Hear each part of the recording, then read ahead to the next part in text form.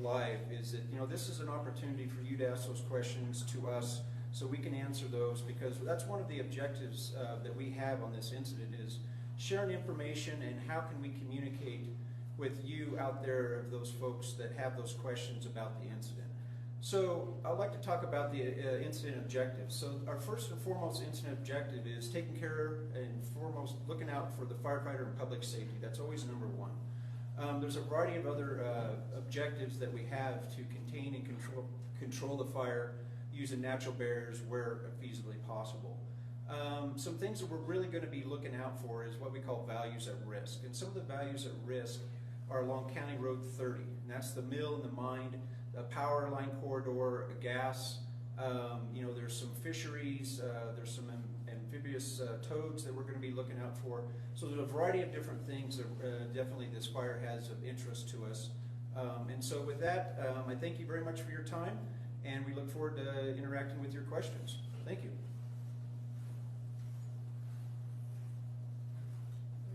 Good evening, everybody. I'm Mike Johnston with Great Basin Team 2, and I guess I'd start off and say we had a really good transition over the last 24, 48 hours with the Southwest team that was here managing the fire the last few days, and because of them, we were able to hit the ground running today.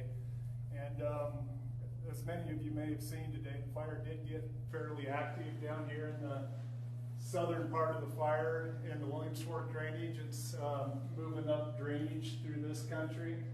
We were able to work with some helicopters out there and the resources that are on the ground to herd this fire up around some mine infrastructure that's right here at the mouth of Darling Creek, and that operation's going well. This fire, the way it's burning this evening, is probably just going to burn 2, 3, 4 miles potentially up Williams Fork, but there's no values directly threatened up here, and we're able to keep it so far on the north side of Williams Fork Creek there, which will keep it a little simpler in complexity for us so we can manage it on that side of the drainage. There is some mountain ranges out in this country that it's going to check the fire spread and stop it from moving towards Winter Park if all that holds well, and so we're looking good that way. Working around the fire, those helicopters that we were using were also keeping the fire from backing down into some structures that we have here along the Williams Fork, and we have several engines and some crews out here working that too. This whole drainage through here is looking pretty good, and we're able to stop the fire before it crosses Williams Fork. This is where we've been focusing our efforts, just because of the potential with the winds today was highest down here. There is some power lines down in this area, but they were able to divert power to the mine and shut this one down, and so there's no effect from this being shut down from what I understand, but the fire is going to be impacting that today. Moving up around the fire, most of this is contained right here at the hill of the fire where it started due to the good work that's gone on over the last several days. And let's see, moving up around the north end of the fire. This north end of the fire, I believe, got a little bit of rain. The smoke really sat down after some clouds went over, so this is about the only part of the fire today that so far has received any rain. And the winds coming out of the north is keeping it from moving into this timber up here, which is really tough terrain to get firefighters into. So we have some of our best folks out here right now trying to piece together a plan so we can contain the fire and keep it from wrapping around into all the concerns out here, Fraser, Winter Park and stuff. So we're doing our best to piece together that plan, and we have the right people out there working on that.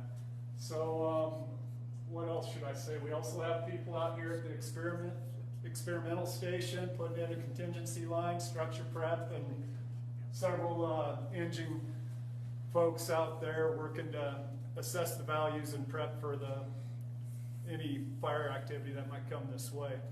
So that's really what we're looking at right now for the fire, and looking forward to any questions that you might have. Thank you. Hi, Brian Harris again. I do want to apologize. For some reason, everything is flipped around here on our map, so we're showing things backwards. So I think it's a technical issue that we've got here with our iPad that we're using. But hopefully you folks are familiar enough with the fire that this is actually west, and this is east, and north and south down here. So we apologize for everything being flipped around a little bit, but yeah, we'll figure out that technical challenge and get it right the next time. So at this time, I'd like to take some questions.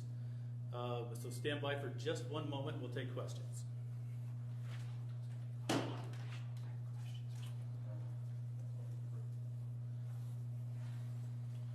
So some of the first questions we got is do we anticipate the fire moving to the south? So moving to the south in this direction. And as we well know, this is kind of a combination question. There's some power lines and communication facilities in this area. I'm going to turn it back over to Mike Johnson, and he'll answer that question for us. All right, so some of that I covered in that round robin around the fire. So the fire is kind of moving to the southeast through here. As I mentioned, there is a lot of mountains over here that will have a hard time getting over, and they should contain the fire for the most part. No immediate threats out here other than the fish habitat up here in the upper reaches of the Williams Fork.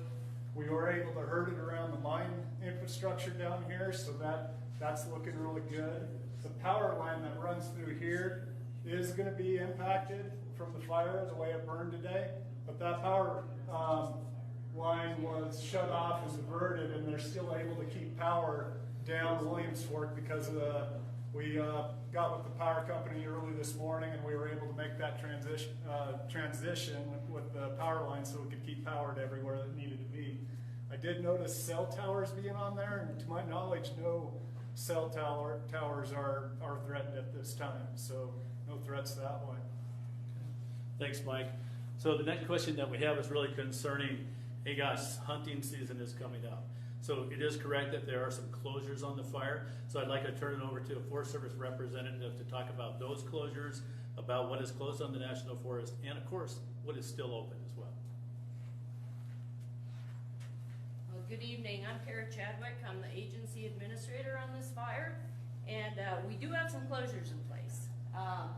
And we have maps of those. For this fire, the closure covers about this area.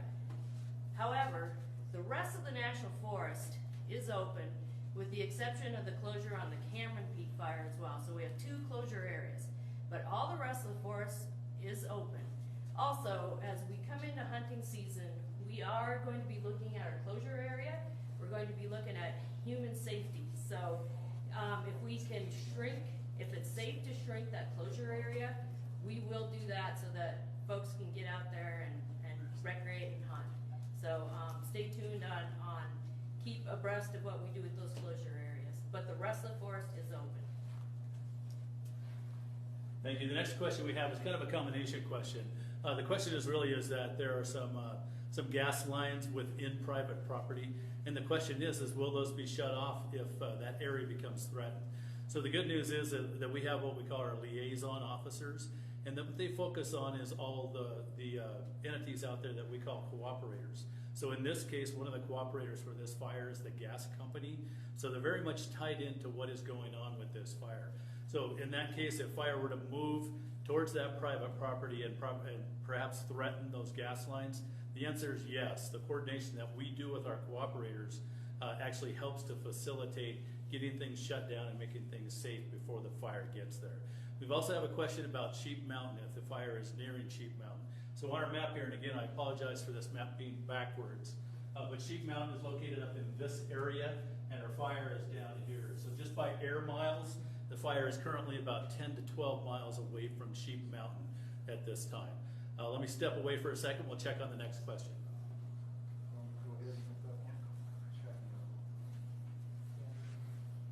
Hey, it's Mike again. I noticed there was a question about the rain, whether it helped us, and I kind of touched on that a little bit. The north part of the fire through here did receive some rain. To my knowledge, none of the rest of the fire has, so the activity was down here.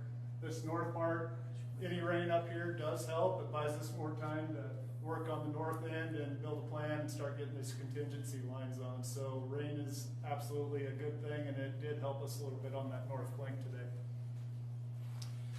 The next question is really focused on about visitors to Winter Park and to the Fraser area, and whether we recommend that they visit this weekend or stay away. So here we are on Wednesday. We've got a couple of days before the weekend. So it's a little hard to tell at this point in time.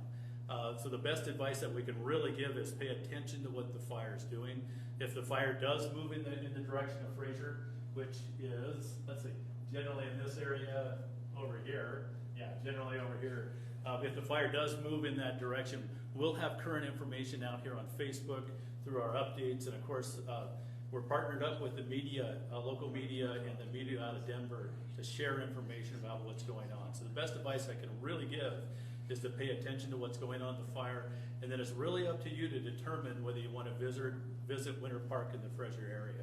Now, if the fire does get big and we've got some evacuations take place, those will come through the county sheriff, and that information will be shared widely as well too.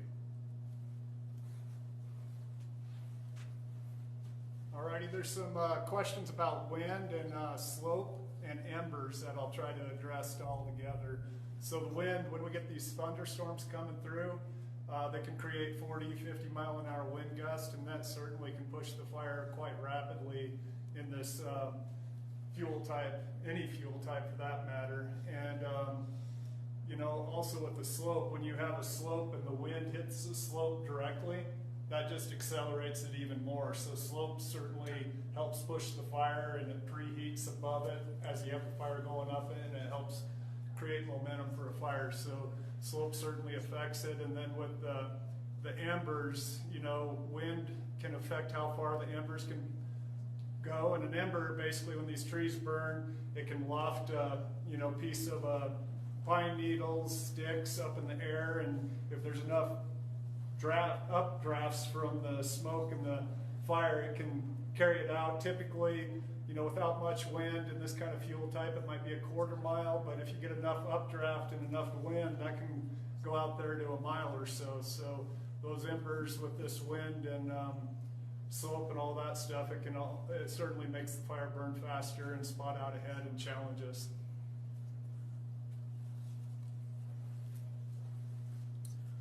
It's Tony again. It looks like there was a couple of questions on values at risk and the towns not being first priority. And so what it is right now is that right now we're in the National Plant Preparedness Level 5, which is the highest preparedness level nationally that we can get. And so what that means is that there's a variety of different fires from California, the southern region, in through Idaho, Nevada, Colorado, and so there's a lot of fires going on with a lot of incident management teams out there. And so with these large fires takes resources. And so right now we have roughly about 150, about 175 personnel on the fire. And so these values at risk is that we have to be very strategic and very surgical on utilizing the number of personnel we have and protecting the values at risk that are easy to access. Now, County Road 30, right along the mill and the mine and the power corridor, those are very easy accessible, and so that's where we're focusing our efforts right now. Now, the town of Fraser, the town of Winter Park, they're definitely on our radar. It's definitely a concern, and that's why we're here. And so we're going to continue evaluating the fire's rate of spread, the topography, and what it lies out in front of this over the course of time, and we're going to continue planning for that, and so we'll have a course of action when that does come time to where we need to start interfacing with the local governing bodies, whether it's the sheriff's department or if it's the local fire department, or what that really means to work in an interagency to go in and help protect some of these values at risk within those hero townships of Winter Park or Fraser, or outlying subdivisions or communities. So if you've got any further questions on values at risk, be more than happy to share or explain in further detail. Thanks. All right, Kara again. We had a question on what are the decision points for managing a fire for wildland resource benefits. So managing the fire. Well, I have a number of things to talk about here. So first of all, this fire has been determined to be human caused. So we only manage fires for resource benefit if it's a lightning caused fire. But second, there are so many values at risk out there, especially the towns of Fraser, the Winter Park Resort. We would not be managing this fire. We would have to have the right conditions to manage a fire if it were lightning caused, and this is not one of those fires. So we won't even be looking at that. Thank you.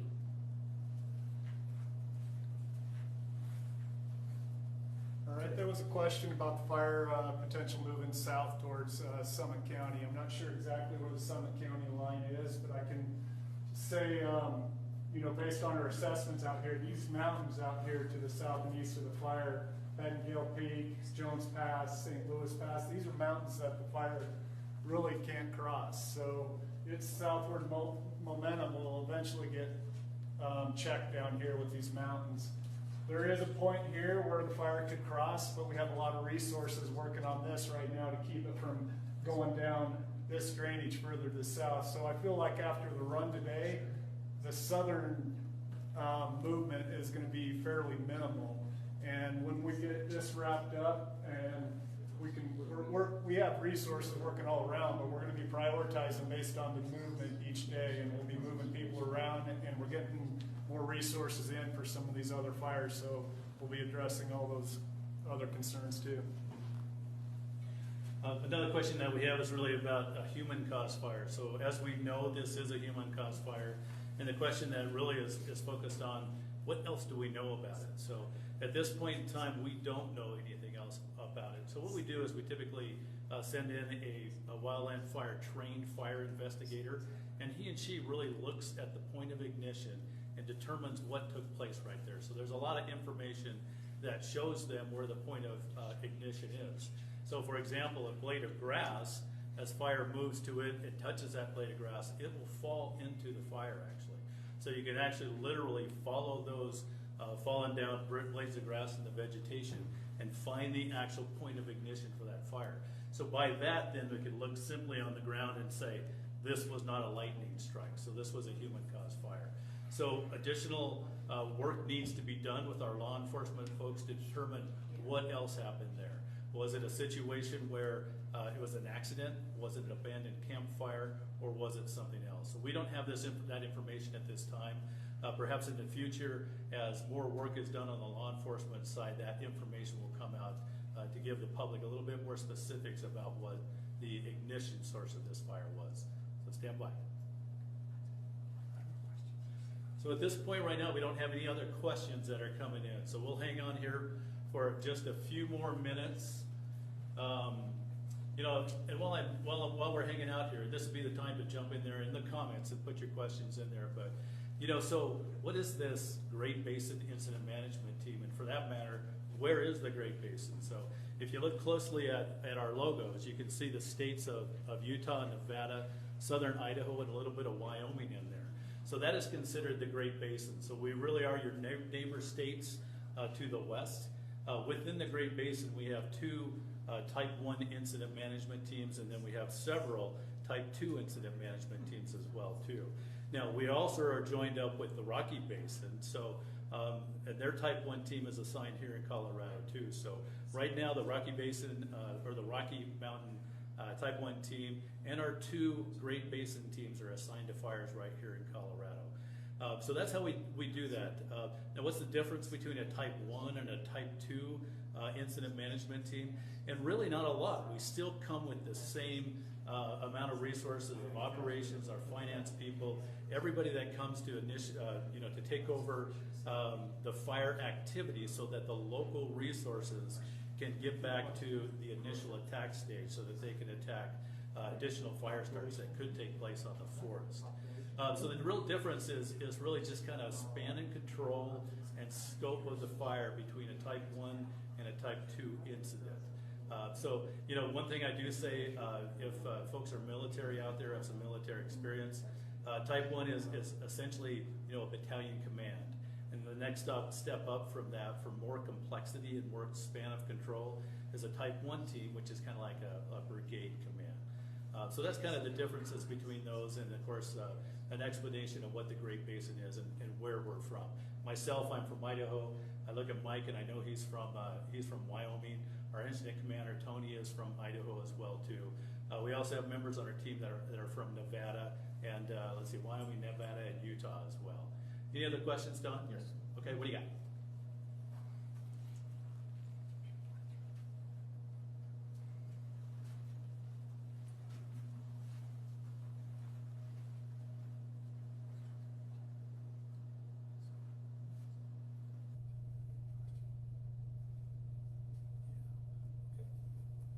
Thanks, Sheriff. The question that we have, Sheriff, is will the Sheriff's Department keep the area closed to campers, even if the fire, I'm sorry, the screen moved on me here a little bit, even if the fire is contained?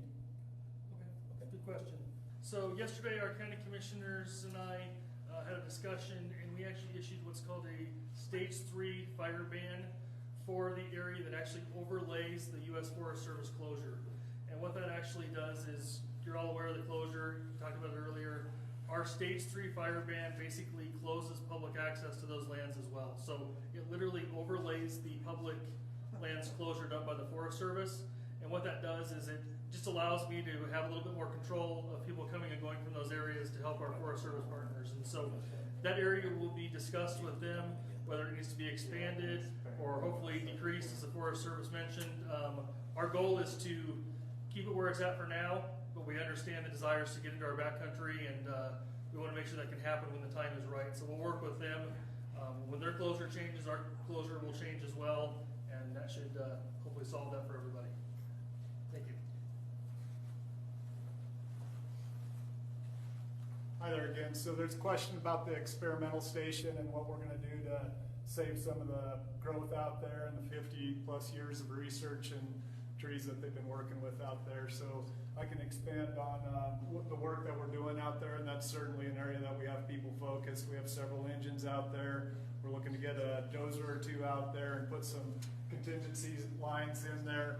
So if the fire does make it through the mountains and makes a run down towards Frazier, the experimental station, etc., we have these resources out there working to build a plan, build lines out there, and yes, it would be all-out suppression to keep the fire from impacting those values that the fire would threaten if it did come through the wilderness and downhill. So kind of a combination of three questions that we have right now is there a threat to Highway 40? You know, Highway 40 is very much, you know, a distance away from the fire, but, you know, I don't ever want to say that there's not a threat. You know, the conditions that we have here with a red flag warning today for thunderstorms, low relative humidity and gusty winds, things can happen with this fire. Mix that with the fuel conditions that we have out there, and this fire can pick up and move. At this point right now, the Highway 40 is not threatened by the fire, but that could change in the future. That kind of mixes into the next question, which is, what is the fire doing right now? Is it crowning and torching and running? And the answer is no, actually. You know, so we're a little bit fortunate. Our concern today was really that a thunderstorm would come over the fire and just park itself there, and that we'd have gusty winds of anywhere from 40 to 50 miles per hour. Luckily, that did not happen too much today. So we did have some gusty winds out there.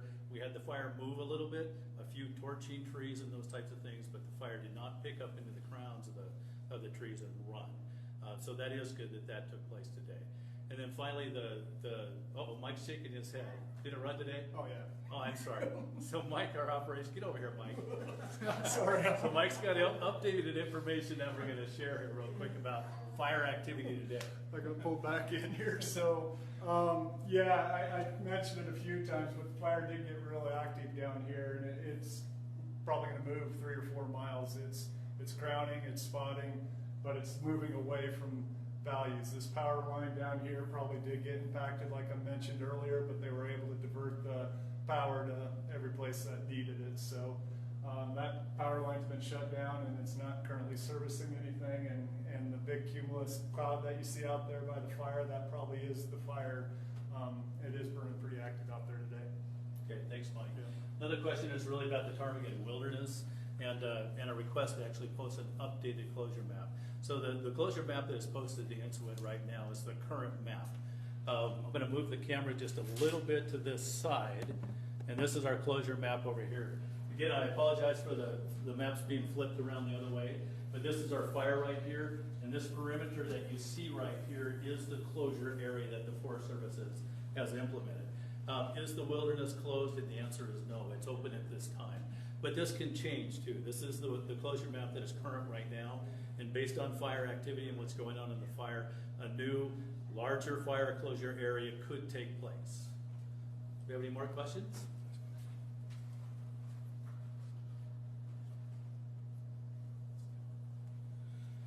So Sheriff, you might be able to help me with this one, but you know, some folks that are not too familiar with the area are certainly here recreating in the area. How will they be notified, and what will they, what notification will take place if an evacuation for reasons of this fire takes place? How will, not just the residents, but what about the folks that are here just temporarily on a recreational basis?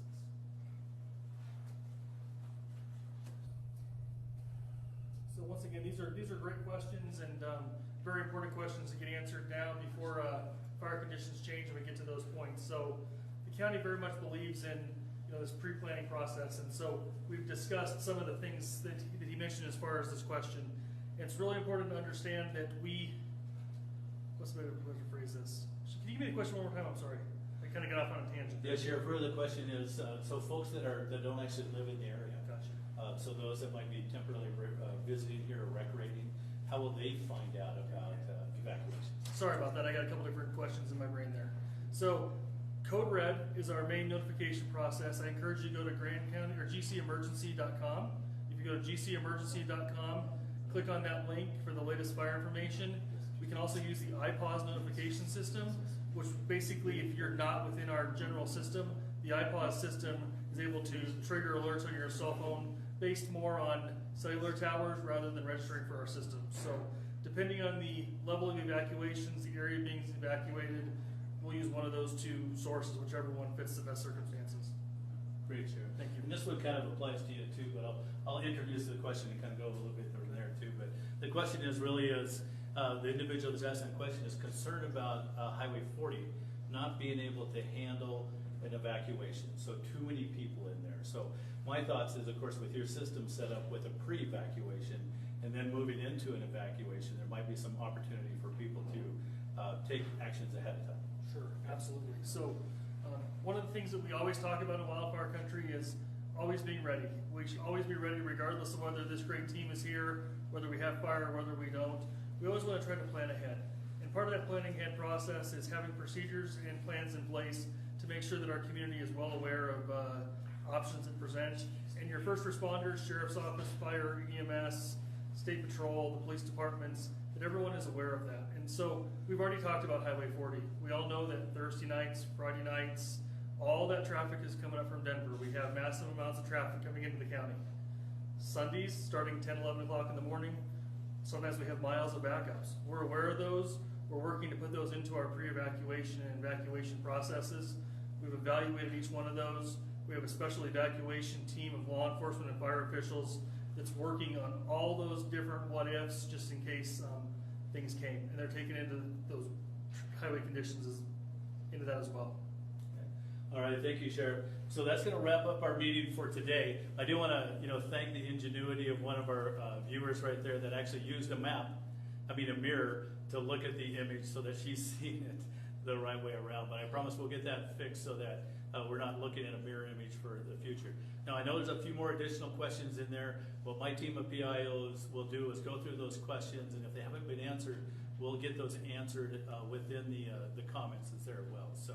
Now, this is a daily briefing that we will do at 5 p.m. every day, as long as the fire continues to be active and is a threat out there. So again, join us tomorrow. It'll be right here on the Williams Fork Fire Information webpage. So again, thank you everybody for attending, and have a great evening.